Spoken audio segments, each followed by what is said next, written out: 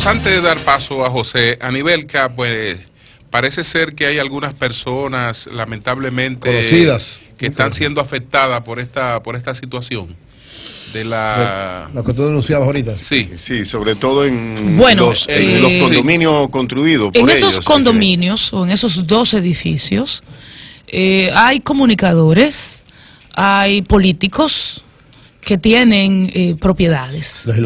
Legisladores, sí, que tienen propiedades. Y que cada caso necesariamente es particular, no todos habían dado los mismos montos, algunos tenían títulos ya en su poder, pero no son los títulos definitivos. Y son personas, nos gustaría quizás hablar con algunos de ellos. Eso nunca tuvo, ese inmueble que ellos hicieron, ellos fueron los que construyeron ese inmueble. Ellos fueron los que levantaron. Ese se llama la Torre Cristal. Ese es Torre Cristal, que está cerca de aquí de Sol. Que no es la Torre Cristal donde de Sur. No, esa no es de oficina. Porque esa se llama Torre Cristal. Torre Cristal y esta torre es inmobiliaria. Digo, es residencial. De apartamentos. Residencial. Entonces ellos, los adquirientes en esa torre, probablemente también tenían actividades con otros bancos, o ellos construyeron y ellos mismos financiaron. Ellos construyeron y financiaron, pero no todos los adquirientes financiaron con ellos. Okay. Por esto, este inmueble no está totalmente incautado. Perfecto. Son varios apartamentos que están en ese inmueble que tiene, creo que más o menos la mitad de los apartamentos son los que están hoy en esta situación. Okay. No son todos. De hecho, hay otra torre que se llama Torre del Este, sí, que está en Santo Domingo Este, sí, que también hay varios inmuebles que están involucrados. ¿Y quiénes viven en Torre Cristal, por ejemplo? Hay periodistas, amigos nuestros. Bueno. Que no sabemos hasta qué punto, ¿verdad?, puedan estar involucrados y o afectados. Y hasta qué punto afectados. Si no tienen títulos definitivos. O hasta qué punto cuando tú llegas a tu casa te encuentras una cinta o un papelito que dice cuidado. Sí. Cuidado con lo que está ocurriendo ahí. De todas maneras, cuando tú adquieres un inmueble generalmente los compramos, los que trabajamos. Cualquier tipo de actividad es financiado. Entonces tú no dispones de los títulos. Pero recuerda, Oli, que estamos hablando de estafa. Bueno, sí. Estafa de gente que habría sido sorprendida en su buena fe, claro, y otros que quisieron hacer negocio en medio del caos. Bueno, pero vamos a ver si nos comunicamos con alguno de estos. Son las 9:13 minutos. José La Luz. Bueno. Gracias, Julio. Buenos días a nuestra audiencia. Hoy es 6 de febrero y las Naciones Unidas celebra en el día de hoy el Día Internacional de la Tolerancia Cero contra la Mutilación Genital Femenina. La mutilación genital femenina es una de las expresiones más tribales, más primitivas, más sádicas y más salvajes de la discriminación contra la mujer. Y Naciones Unidas celebra o conmemora en el día de hoy la actitud de tolerancia cero frente a esas prácticas deleznables. Hay 3 factores que, según Botón de Pánico, son las grandes causas de la discriminación contra la mujer. Primero, el dimorfismo, las diferencias físicas entre un hombre y una mujer. El hombre, el ADN del macho se organizó para la caza, la defensa y la recolección, y el ADN en la hembra se organizó para la reproducción y para la recolección y para los afectos. Y entonces, por eso, el macho, por las diferencias físicas, por la mayor capacidad física, dominó la hembra en principio. El segundo factor es la religión. El macho, por su condición de dominio, construyó todas las religiones, y en ese contexto domina ideológicamente a la mujer, la pone en una actitud sumisa y discriminatoria. Y el tercer factor es la economía. De las 2 variables anteriores, entonces se deriva el control económico de el entorno por parte del macho, que después de que se produce la evolución bípeda se convierte en hombre y la hembra se convierte en mujer. Y dentro de los residuos que quedan, de los vestigios que quedan, entonces ahí tenemos esas flagelaciones, esas violaciones físicas que se cometen contra la mujer, como es la mutilación genital femenina. Y por eso Naciones Unidas promueve esto, y Botón de Pánico, que es un producto de liderazgo responsable, se los explica a todos ustedes, porque si no entendemos la causa científica de la discriminación contra la mujer, no vamos a poder entender los feminicidios ni la violencia de género, y mucho menos vamos a poder superarlo. Nosotros no hablamos de combatir nada, sino de superar estadios y procesos que han quedado desfasados por el avance de la humanidad. Por otro lado, vamos a hablar hoy de dos temas que han surgido coyunturalmente en la opinión pública, uno más viejo que otro. Y antes que eso, felicitar a la familia de Ángel Delgado, que es un jugador dominicano de la NBA que está jugando en 2 ligas al mismo tiempo, porque tiene un contrato two ways, que es Ángel Delgado de Jaina, que está jugando con el equipo de Aguas Calientes en la G League, que pertenece a los Clippers, y con los Ángeles Clippers arriba en la NBA, y anoche lo subieron a la Liga Grande, cuando la temporada está llegando a la mitad, y vamos a poder ver a Ángel Delgado, que es un pivot, un centro, un jugador 5, jugando en la NBA, la mejor liga de baloncesto del planeta. Y si le dan chance y si le dan minutos, ustedes van a ver a un tipo súper dotado en el talento del baloncesto, como es Ángel Delgado, que en los Clippers no puede demostrar tanto porque sería el cuarto pivot en su posición, pero que otro equipo que tengan problemas de defensa lo pudieran valorar muchísimo, sobre todo que también ha mejorado su ofensiva y sus asistencias. Entonces, después de haber dicho esto, vamos a los 2 puntos que nos convocan hoy. El primero, el caso de Vicente Bengoa. Miren, le voy a decir una cosa a ustedes. Desde cuando estábamos en la otra emisora, yo he dicho, y lo digo donde quiera que tengo la oportunidad, que en los ciclos de paz, nosotros tenemos 28 años en ciclo de paz desde que cayó el muro de Berlín. No tiene sentido la acumulación de dinero. La gente acumula dinero por tradición, acumula dinero por el criterio de la propiedad, que es un criterio primitivo. Hasta los animales definen su territorio. Y ahí es que vienen los conceptos de Estado-Nación y de toda esa vaina. Esos son conceptos primitivos. Cuando las sociedades están en paz y las instituciones funcionan, la gente no necesita acumular dinero más allá de la cobertura de sus necesidades básicas. O sea, de sus necesidades no tienen que ser básicas, de sus necesidades sociales.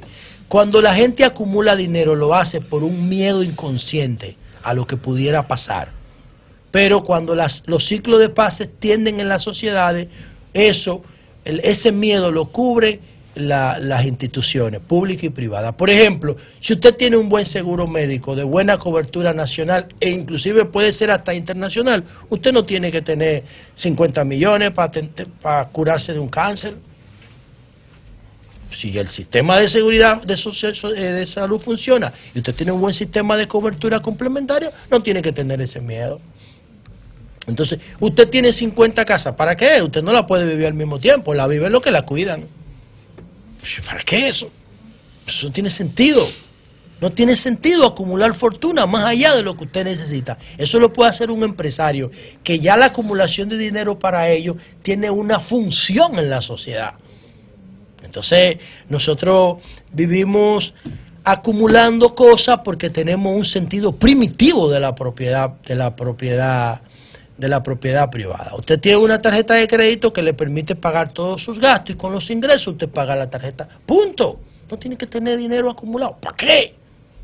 Entonces, lo que pasa con el señor Vicente Bengoa hoy es por el dinero que tiene acumulado entre sus primera familia y lo que pudiéramos llamar su segunda familia. Se están matando, ¿por qué? Por lo que él tiene, no por lo que él es. Y eso es lamentable. Y Julio decía ahorita, ¿por qué tienen ese problema? Porque iban a salir cosas que no debieron salir. Ojalá que no salgan. Ojalá que no salgan. Pero yo en términos personales tengo una experiencia que me hizo distanciarme del señor Bengoa. Y se lo digo esto a los líderes de mi partido, a Leonel y a Danilo, que los dos son amigos de Bengoa porque son de la misma generación política. Porque Bengoa en una oportunidad se fue del PLD. Y como ese señor no me puede responder a mí porque está en un estado prácticamente vegetal, yo no me voy a dirigir en términos personales a él. Si él pudiera hacerlo, yo se lo digo a él. Pero a mí no me gusta hablar en términos personales de nadie. Pero cuando estábamos en la otra emisora, Vicente Bengoa era ministro de Hacienda y convocó a la clase, a los grupos de periodistas y comunicadores vinculados al gobierno, no al PLD, al gobierno, para convencernos o tratar de convencernos de que el contrato con la Barry era viable para el país. Y Julio y Eury estaban ahí en esa reunión, y yo también, y Melton, y Víctor,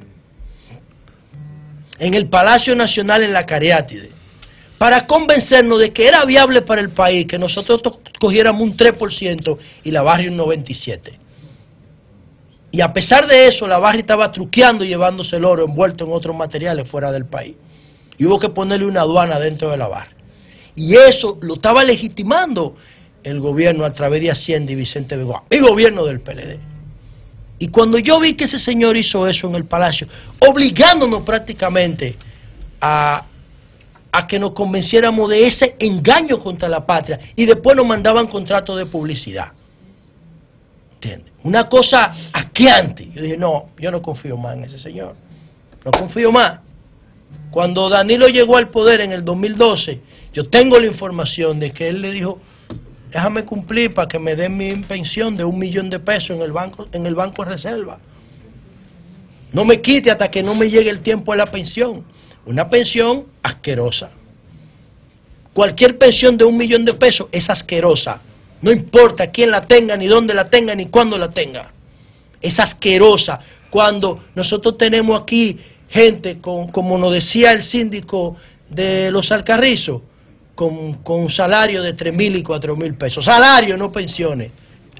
Ingresos por trabajo activo. Entonces, por eso yo me distancié ideológicamente del señor Vicente Bengoa. Miren hoy los resultados. Las dos familias de él matándose, no por él, sino, como decía el abogado que llamó aquí, por lo que él tiene. Entonces yo digo a la gente que me hace el favor de escucharme, no acumulen dinero. Que la gente empieza a querer el dinero, no a ustedes. Tengan lo que ustedes necesitan, disfruten lo que se ganan. No tengan cosas por encima de sus necesidades. La gente se mata por la herencia. Y entonces la figura de la persona que construyó el patrimonio se devalúa. A sus hijos denle buena educación y denle todas las herramientas, financienle sus emprendurismos, pero no le dejen riqueza. No le dejen riqueza. Y como dicen Sergey Brin y Larry Page, los fundadores de Google, tenemos que revisar ese concepto de la herencia.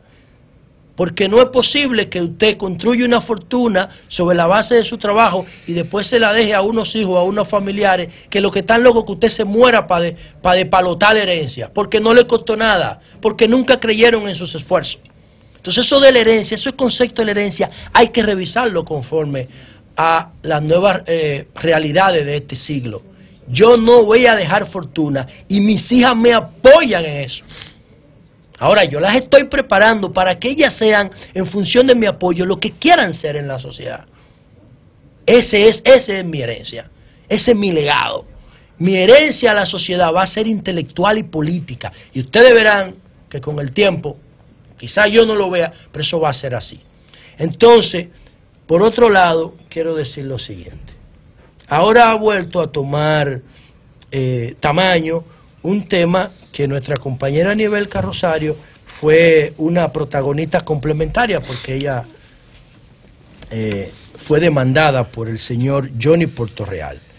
El señor Johnny Portorreal es una figura jurídica que ha estado detrás de una intención de convencer a todo el que en la República Dominicana se apellide Rosario para que sea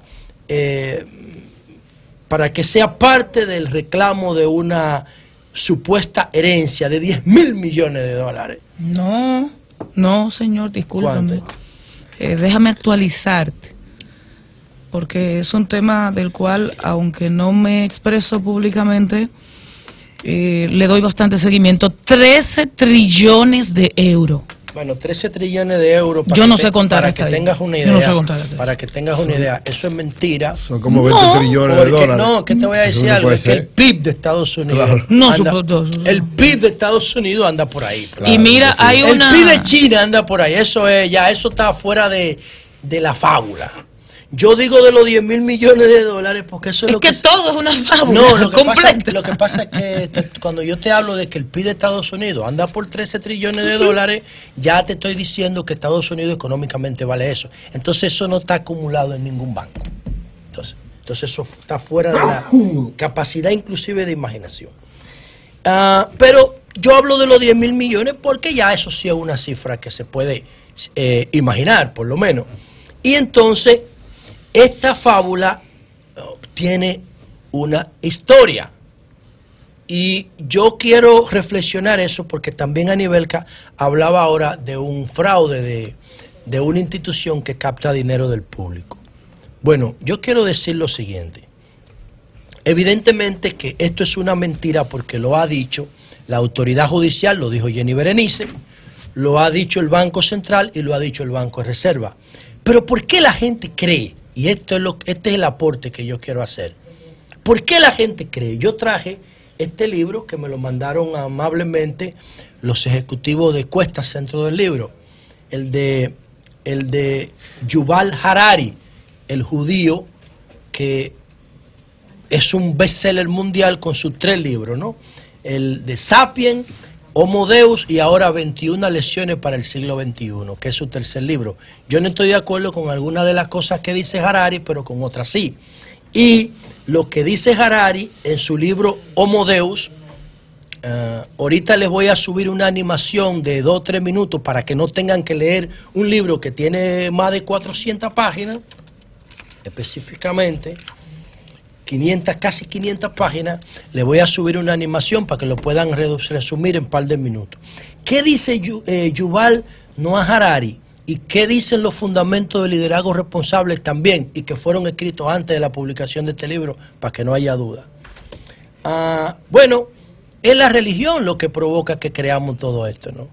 Y antes que la religión, lo que provoca que creamos todo esto es que nosotros, además de la seguridad física, nosotros necesitamos seguridad psicológica y necesitamos seguridad mental.